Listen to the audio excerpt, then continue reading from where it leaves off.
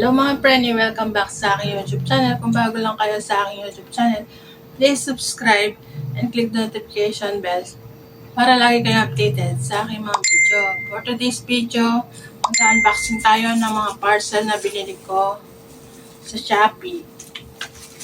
Ito yung school supplies back to school edition. So without further ado, let's get started. Intro, pasok.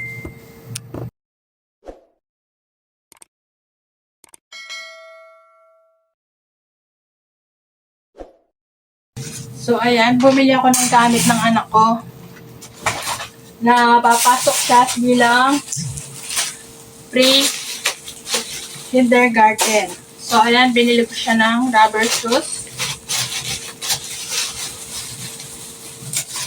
300 ko siya nabili. No! So, ayan. Pang PE. Next, flash ang back. Next, ito naman. Medyas, 6 pieces, assorted, color. Tapos, handkerchief pag pinagpawisan siya. Next, ito naman, uniform. Ito. Next, ito naman, black shoes. Yan. Black shoes naman. So, simple lang yung binili ko sa kanya. Hindi ko na siya binili ng uniform kasi hihiram lang ako sa pinsan ko. Sayang naman kung bibili ako. Tapos, binili ko din siya ng bag.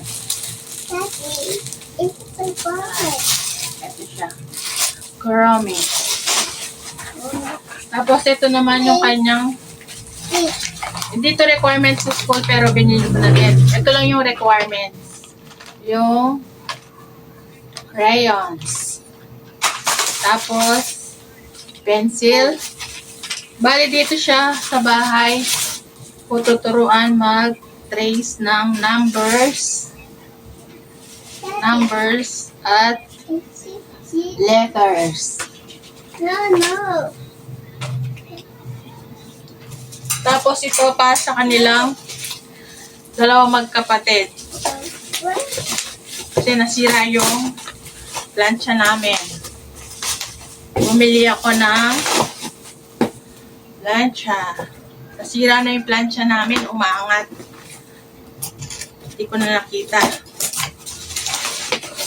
Ito, bumili ako ng No!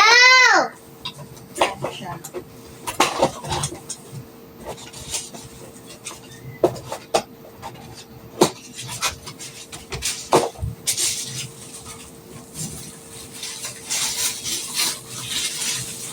Nagawa ko na